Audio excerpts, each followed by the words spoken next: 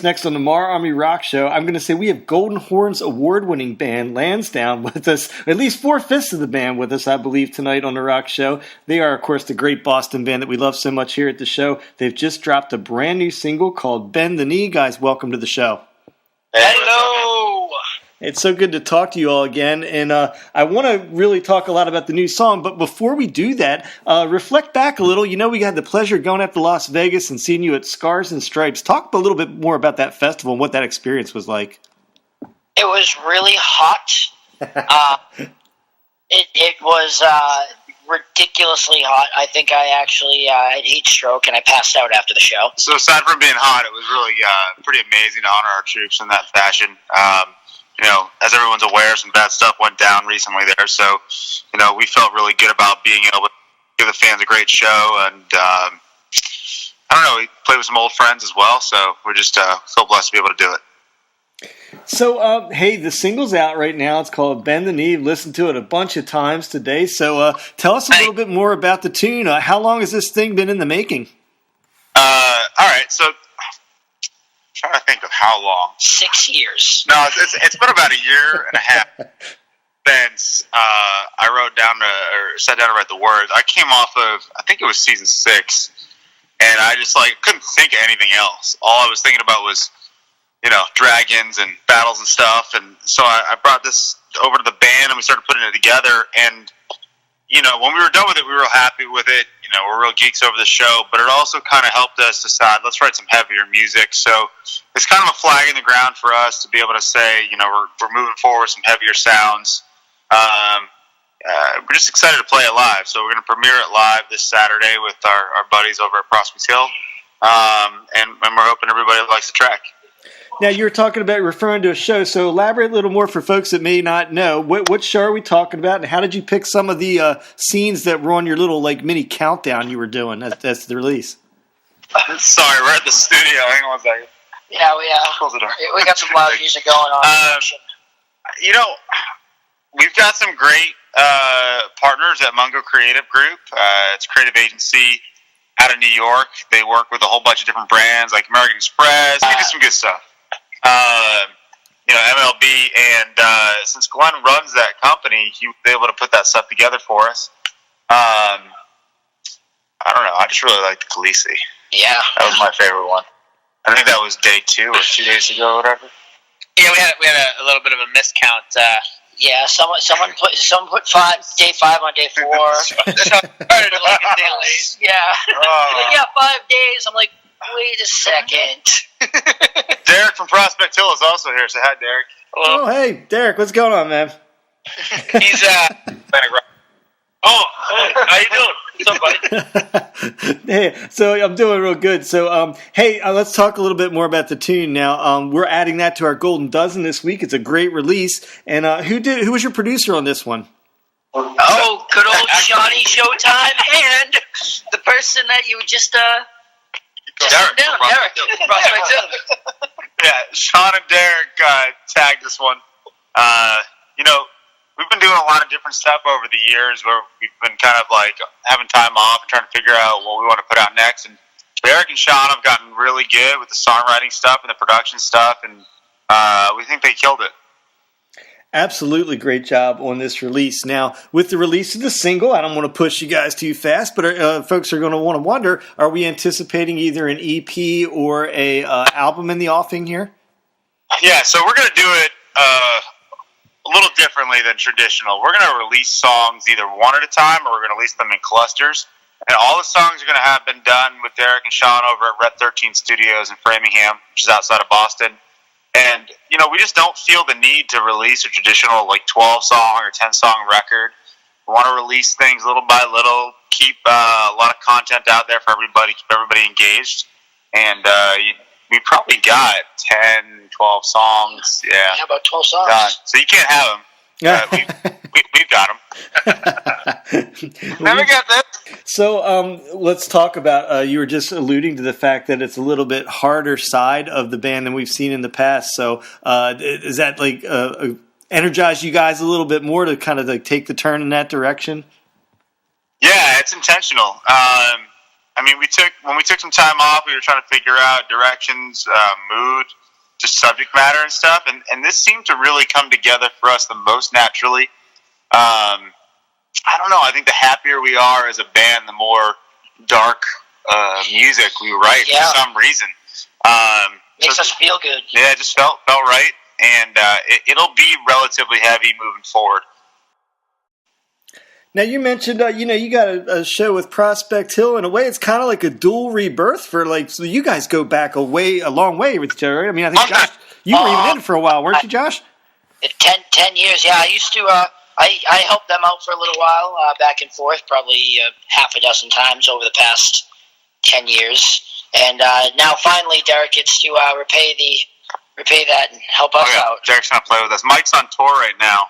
With Blame Shift. So Derek's going to come in and play bass for us on Saturday.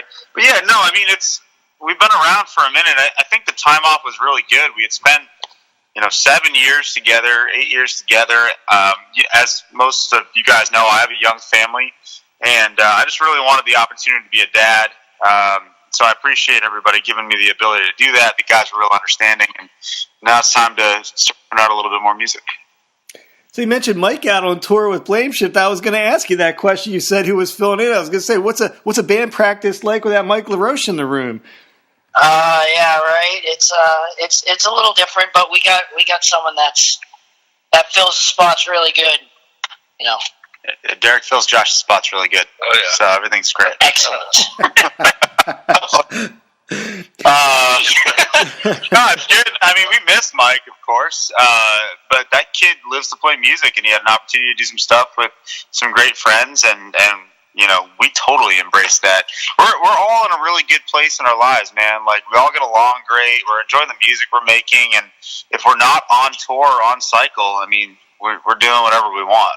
Yeah, I always had this kind of little mini thought about you. I think about the Boston scene up there. I feel like Blame Shift, Lansdowne, and Prospect Hill could go on tour together, just kind of switch it up every night. Who's in which band? As long as I don't have to sing for anybody else, I'll play drums for Blame Shift. I'll play bass for Prospect Hill, and everyone will leave. So, hey, I know music videos are expensive, but people are going to want me to ask you that. Have you thought about a music video at all? And I have a general idea what the concept could be for this song, but I don't want to guess. So, have you thought about it? So one of the big things we're going to do, as John mentioned before, we're going to be releasing a lot of songs, whether that be one at a time or in clusters, or we're going to be kind of asking, the community that's been supporting us for the last, 8-9 years to kind of vote on what we release. Because it's all done, everyone will have a say, but most importantly, we'll be able to release content on every song that we put out. So whether that means it's a visualizer, a lyric video, or a full music video, every song will have some kind of video component to it. This first one, Bend the Knee, the video is already done. So we're planning on releasing that probably the end of next week right now, it looks like. Nice to hear from you guys. So I mentioned the one show, the show we got coming up at Wally's Pub. I don't think I already asked you this. Hope for a tour anytime? I know that's tough, but is there hope for a tour? Yeah, we're kind of having those discussions now. Obviously, as you know, with the music industry, everything kind of comes to a close in the next 3 weeks to the end of the year. But we've got some great relationships with some other bands and some other kind of tours that are getting ready to announce in the new year. So we're trying to figure out what makes the most sense for us. But I would say with certainty you can expect to see us out somewhere, whether that be one show or many. We're not sure yet, but there will be some shows to come in the new year for sure. So, I look around my little humble studio here. I got all kinds of memorabilia, and you're one of the few bands that I have a band poster up of in this studio that I met you guys so long ago. And I love that poster. It's you guys standing in the back of a truck somewhere. I don't remember. The Walking Dead in Atlanta. Oh, yeah, that's the one. So, looking back... Beer can bottom of the picture. So, you guys have been, around for a bit now, longer, I think 2006 or so. I'd like to hear from each of you, the four permanent band members. What was the top Lansdowne wow show for you? Like the one that you went, oh my God, this is amazing to be a rock star. I'm going to start just because Glenn's going to take mine otherwise. No, for us, it was Afghanistan. Being overseas with Armed Forces Entertainment in the USO, being able to play for the troops, during a war in those countries. Very special to us, very humbling. We felt very blessed to have that opportunity. So yeah, I'm gonna steal Glenn's thunder, but Glenn can go now. Glenn, go ahead.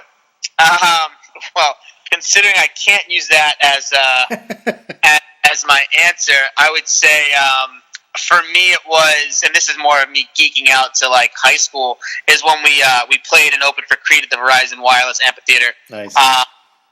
We got the chance to. One of the cool things was not only did we get to meet Tremonti and Scott, but more importantly, that show Johnny Damon and Kevin Euclid were there, and it was pretty cool getting to meet them backstage, and then them saying to us, "Oh, you guys are in Lansdowne," and being like cool about like shaking our hands, and we're like, here we are, huge baseball fans, and we're like, yeah, that's us. So it was a cool role reversal, and we were actually with a bunch of the guys in Prospect Hill that night too, came with us, and it was a really cool way for us to kind of not just bond with each other, but to kind of feel like before we kind of broke as rock stars, if you will. Who's next? All right, well, I think I'm going to be the last one because Sean's actually elbows deep in Pro Tools right now. But, good. Yeah, that's fine. I'd have to say my favorite was Bandcamp, 2011 in middle of Madison, Wisconsin. It was middle of the day. I don't know. It was almost 100 degrees, and there was 5,000 screaming fans in front of us. That was, at 12 o'clock in, the afternoon. It was just incredible. Well, listen, guys, I want to let everybody know the new single's out there, Bend the Knee. You guys are a band we love. We've loved you all for a long time, and really so glad to see you out making new music again. I want folks to go out there and check out that new record, pick it up. Well, you can pick it up on iTunes right now. And, guys, I really appreciate you being here tonight. So great to hear you making music. Oh, thank you so much. Thanks so much for having us. We appreciate all the support now, and you guys have been behind us for a long time, so we appreciate y'all. All right, guys, good luck with the rest of the recording and everything. Thank you so much.